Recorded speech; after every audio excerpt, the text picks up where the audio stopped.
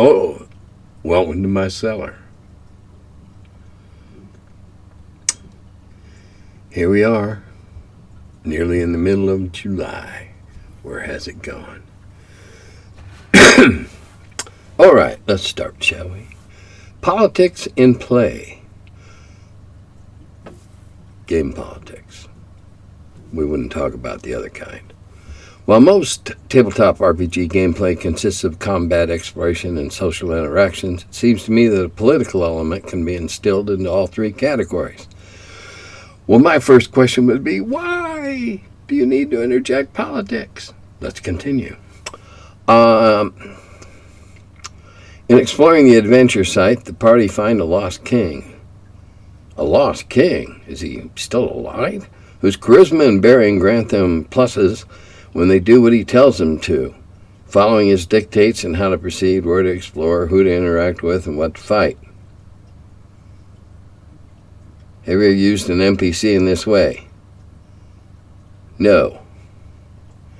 To be fair, or to be honest, most of the NPCs I use are middle level, or the big bad guys are usually dead in what I write. Generally, usually, not always. However, for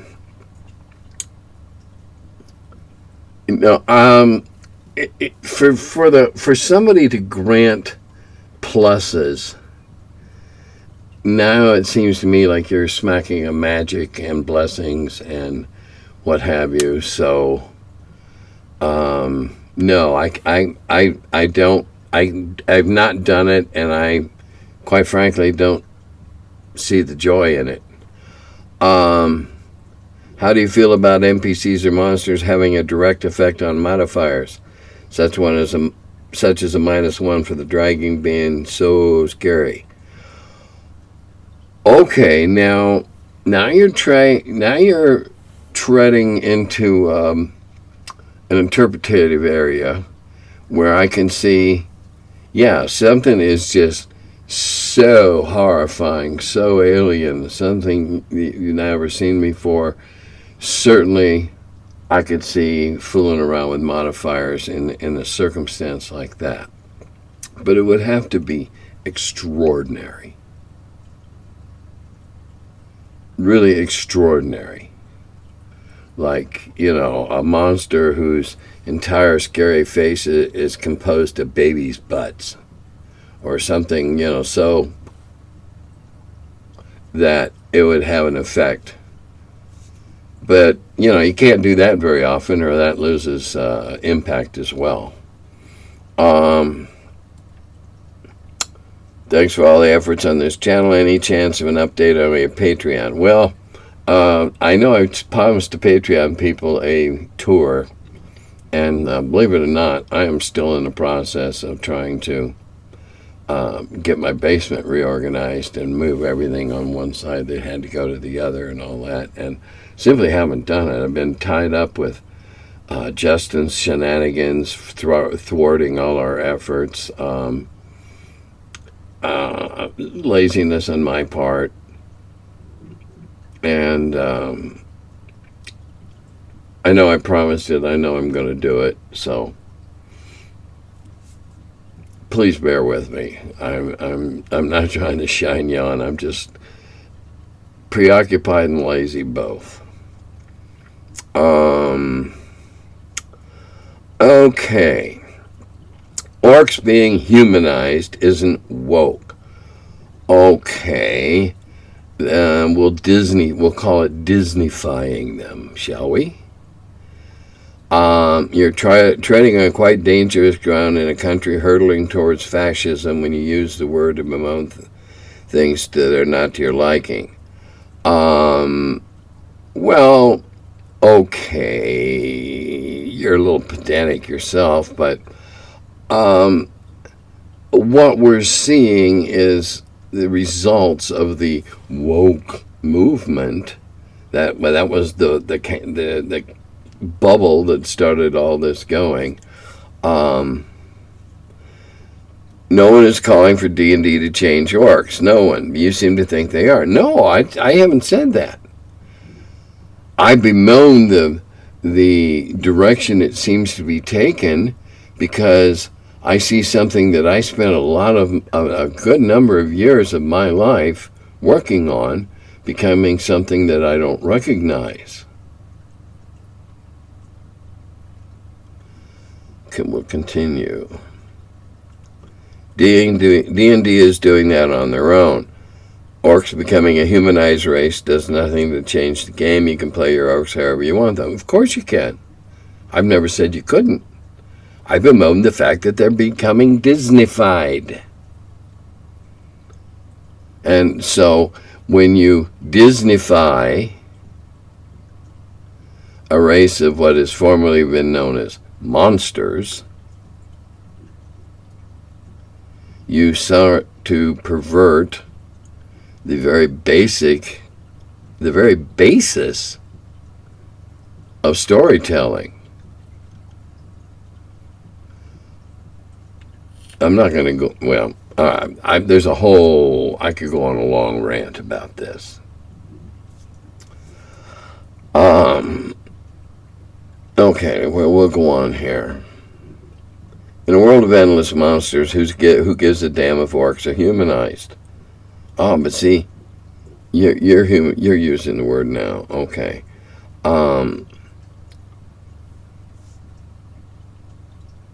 They're humanized because people have been choosing them for their player characters for decades now. Yeah, okay, well, that's a little mental illness that I've never understood, and I call it with that for a reason.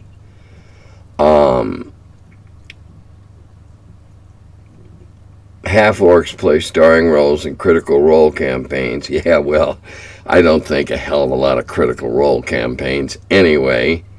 A bunch of would-be, wannabe actors who can't get hired to make a movie are going to play video games and declaim and yeah, okay.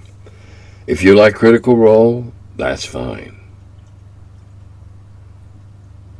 I could see it being a form of torture you might inflict on somebody, like they did on at the end of Clockwork, or during Clockwork Orange, when they forced his eyeballs open and made him watch stuff. Well, that would be making me watch Critical Role, would undoubtedly drive me crazy.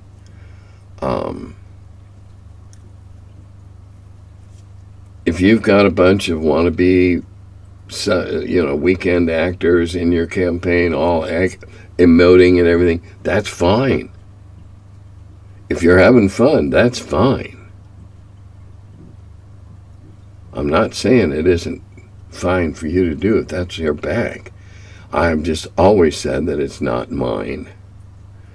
That I've always felt it to be a bit extravagant and a bit self-indulgent.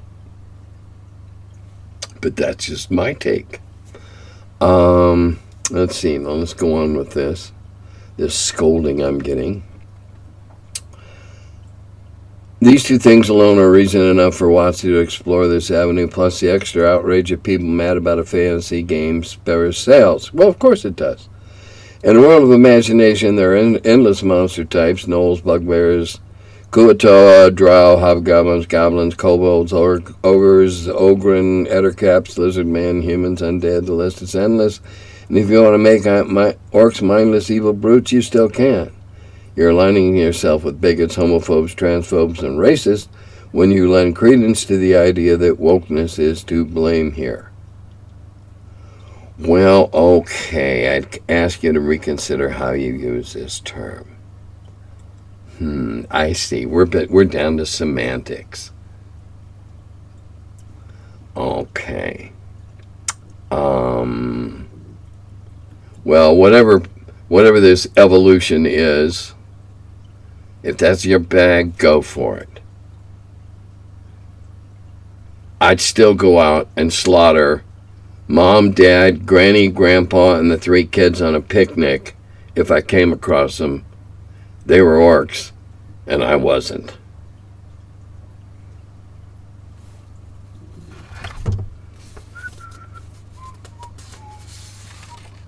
Interesting comment on the shield spell. I've been running games since '79, and that is one that repeatedly comes up. I've never felt the deck should be part of it either. I've always interpreted it as a replacement, not an enhancement to a wizard's AC. Yes, and the funniest thing here is that this is another case of looking for something in a spell that isn't there as written. It says it is a shield that interposes itself between the antagonists.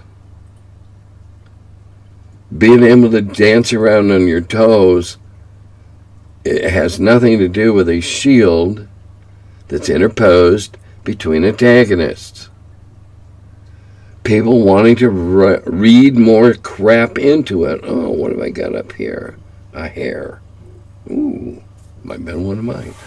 People wanting to read stuff in between the lines and add things into the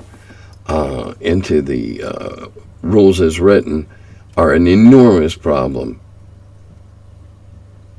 with a lot of they have these endless arguments because it's interpreting, pardon me, not interpreting, it's an interpretation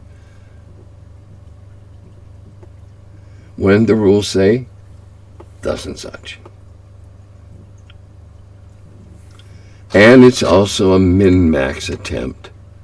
But I should get this also. No, you shouldn't.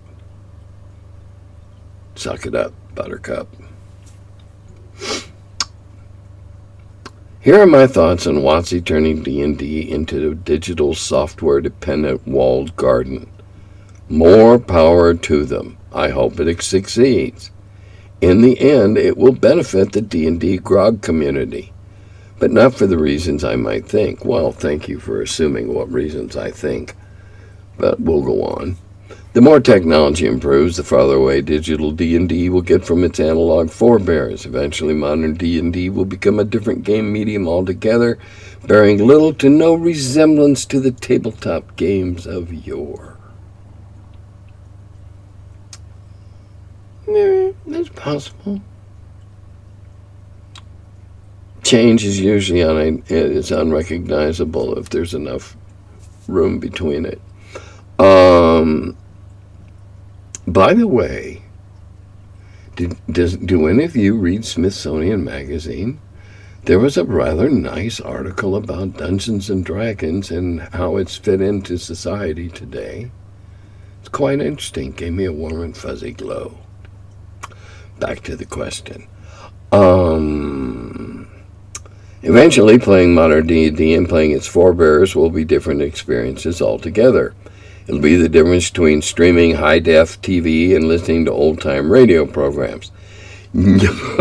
I think that might be a little severe. A pretty severe comparison. Come on. Old-time radio to high-def TV? No. Maybe black and white TV to high-def TV? Maybe. We'll see. Anyway, to continue. Or if you prefer a game metaphor, it'll be the difference between playing baseball and playing rounders. No. It'll be more severe than that. But that's what happens. However, the fact that you can trace baseball to rounders, perhaps, baseball has connections to cricket, or similarities to cricket too. And I'm not here to argue about baseball and did Abner Doubleday and all. No, he didn't. Baseball took off during the American Civil War on both sides of the lines, and that pretty much established it as a common man sport. That's my opinion. This is great news for the Grogs and their cohort, as this means that the RPG community will likely split into two separate communities, each pursuing their own tastes and interests, and each side's apathy for the other's fundamentally different mode of play will mean both sides will have little to discuss and thus ignore one another. It's happened before. Tabletop RPGs and MMORPGs, massive multiple online, are so different as to have their own separate communities now. Wow, yeah, okay, they're pretty different to begin with, I thought. So I'm confident that by schism, old school gamers will eventually get their community back. And for old time radio enthusiasts, I heartily recommend it. Bold Venture with Humphrey Bogart and Lauren Bacall. Okay, well, for you audiophiles, there you go. Of course there's going to be a metamorphosis, but the digital age is changing virtually everything. Of course it's going to affect games as well, but it's changing everything else. The digital age is even changing how we play traditional games traditionally, except for a little tweak here or there. Take D20 delving. Standard, walk around, find stuff, except it's different because you scan the QR code and you can be read what just happened. Okay, so we've taken a game that's pretty ordinary in its mechanics and made it extraordinary in its execution. But it's still a board game, whether you're talking Senate from the Egyptians or Terrible Swift Sword. It's a board game, and recognizable both as such. But you might be right.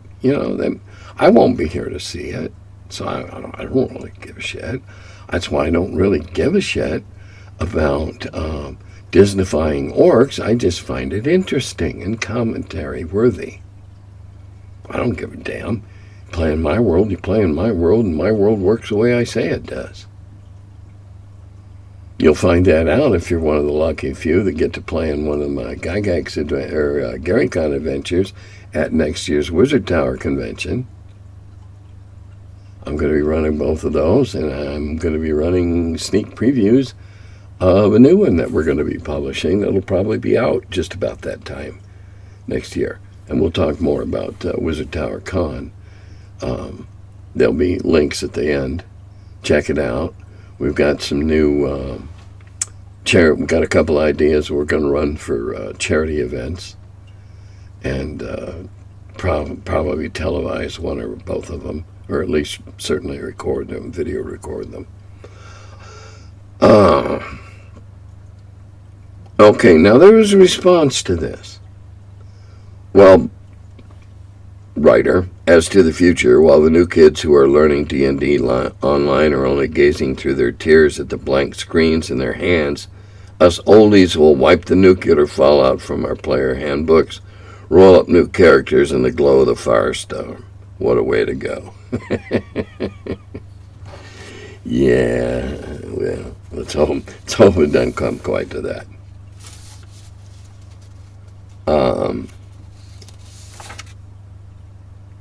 Okay, I forgot. Okay, let's see, what order were we in here?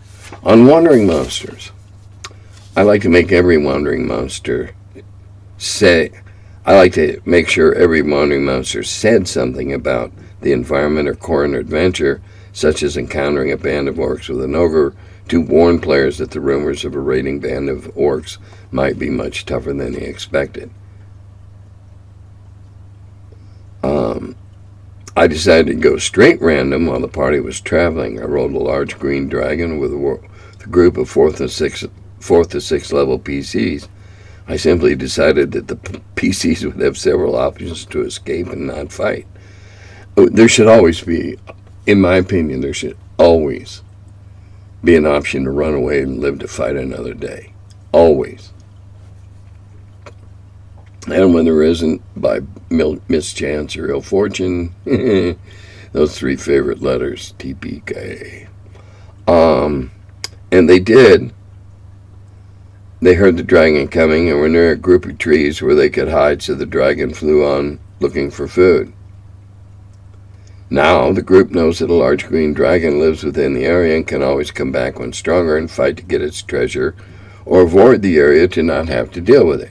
Okay, that's legit. It happened. Oh, look what we found. Oh, crap. So I've decided now to use random encounters when in the wilderness and to allow these encounters to shape these random wilderness areas. That's a fine way to do it. Much easier than having to figure it all out for yourself, as long as you don't get something really silly and non sequitur type thing. You can't be hex after hex of temperate or jungle temperatures and have a bunch of dire penguins show up. Okay, you got to temper the roles. You cannot be a slave to tables. You cannot. If you are, you're going to end up boxed into a corner sometime. If you use tables and you get a Yeti in the middle of the desert, well, that's kind of silly, isn't it? So you can't be a slave to the tables. You can't be a slave to the treasure tables. You can use the tables as an aid, as a crutch, in this manner. Hey, what's there? Maybe there's nothing there. It's uninhabited. Doesn't mean it will be uninhabited the next time they go through, though, does it, necessarily?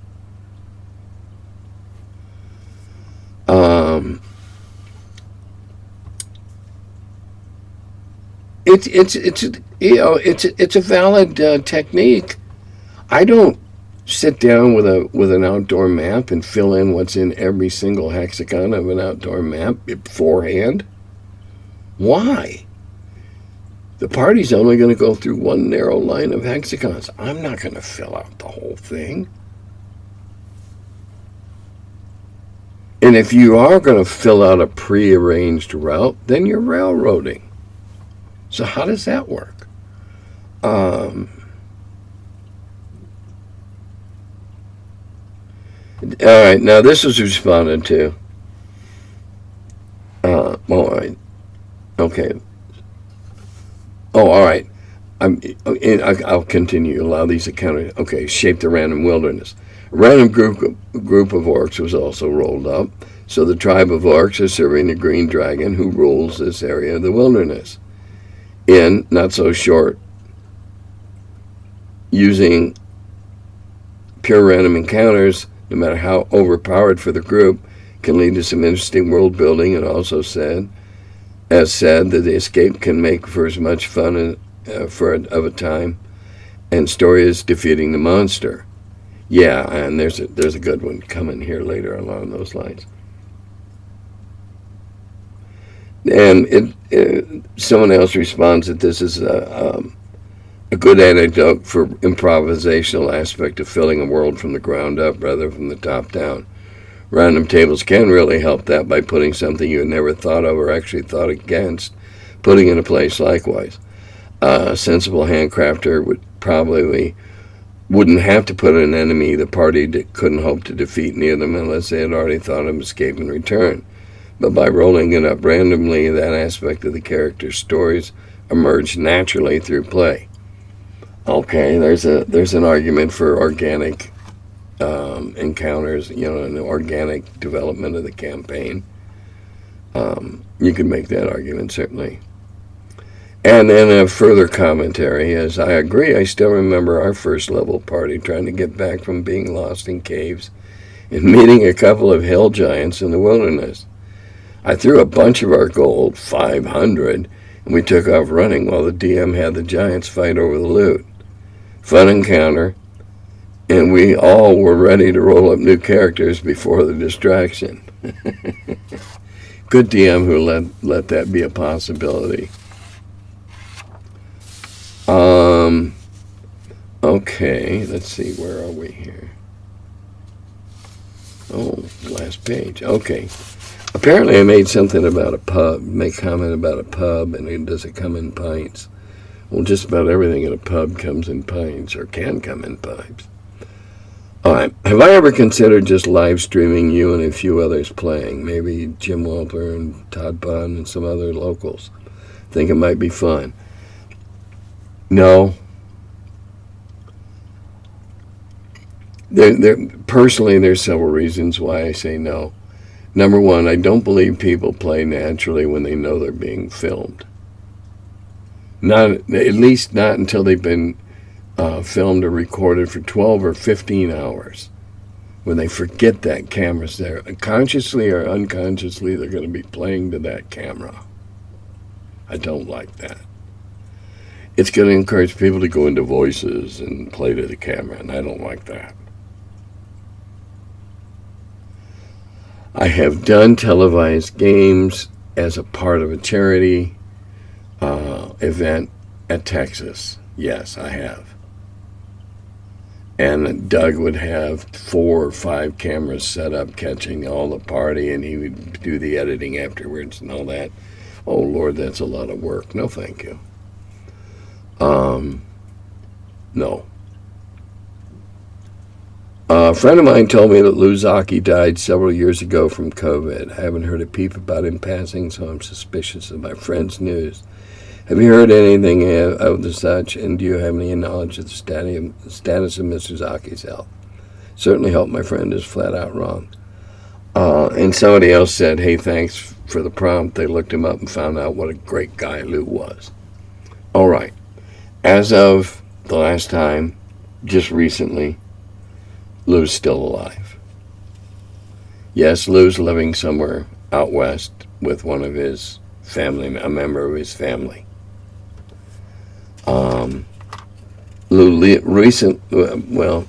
A few months ago, Lou got confused, I guess, and got lost somewhere in a very hot place. And when he was contacted, located, found, whatever, I don't know all the circumstances. I do know that a very good friend of mine's name and address and phone number was in Lou's wallet. And when they couldn't get any other contact, they called my friend, who said, oh, yes, I know him. Here's the circumstances. And Lou was returned to his home. So, I mean, Jesus, Lou must be close to 90. 80, he's good 80-something. I know that for a fact, because I know he's older than I am, and I'm 75. So it is possible, from what I've picked up here and there, that Lou is having some age-related memory issues, perhaps, that he might have gotten lost and forgotten he was living out there. Whatever. As far as I know, he's a healthy. Lou is one of the giants, one of the quiet giants of our industry.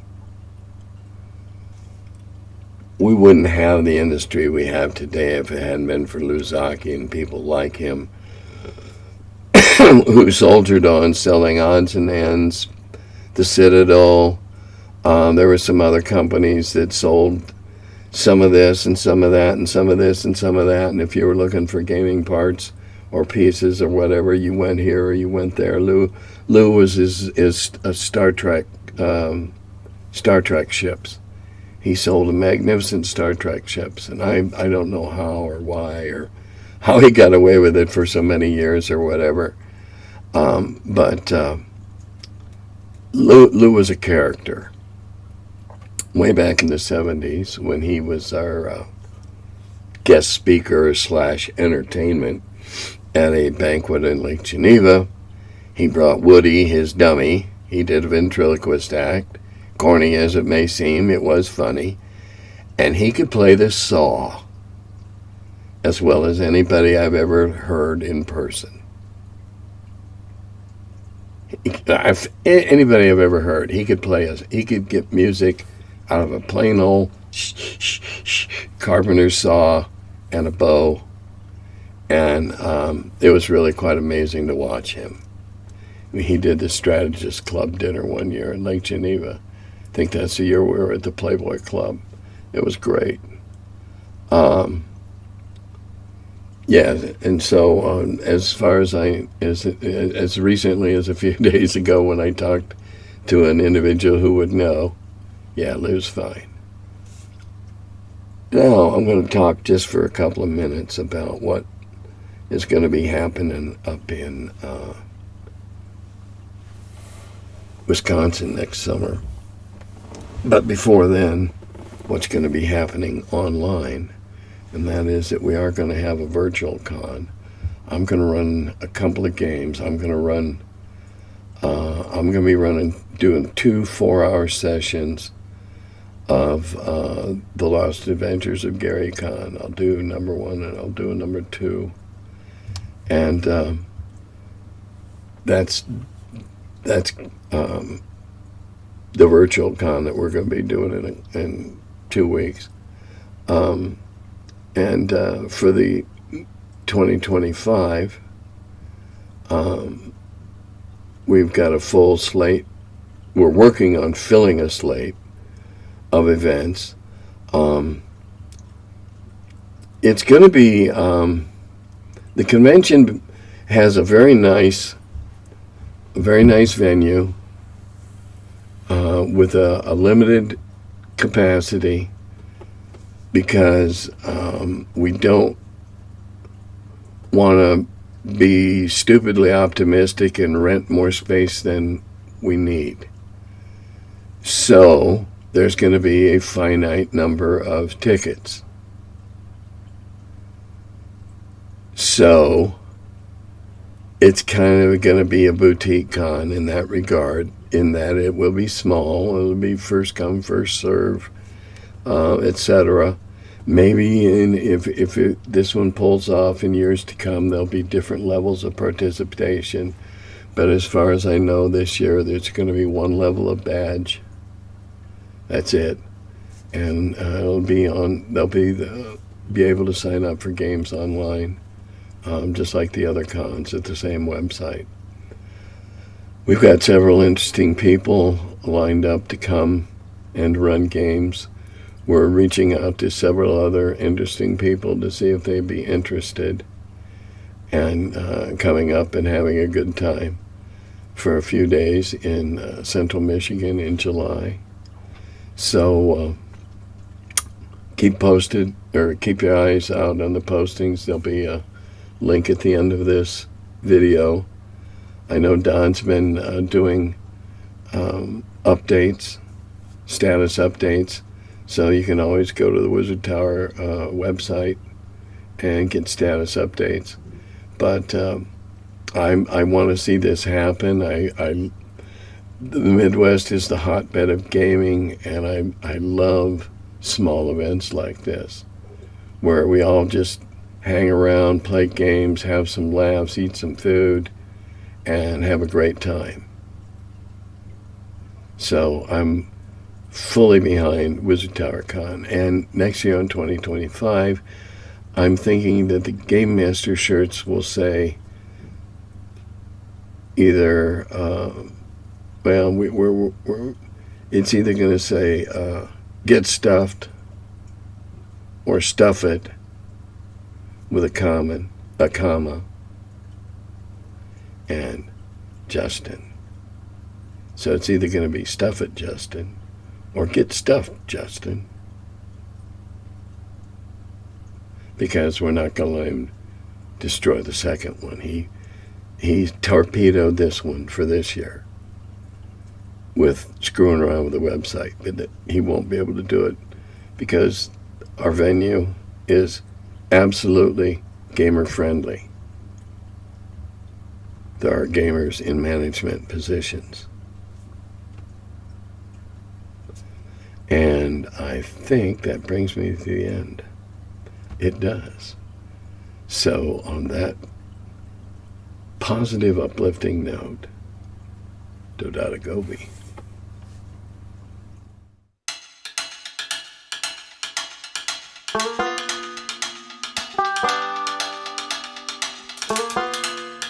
Hello, and welcome to my summer.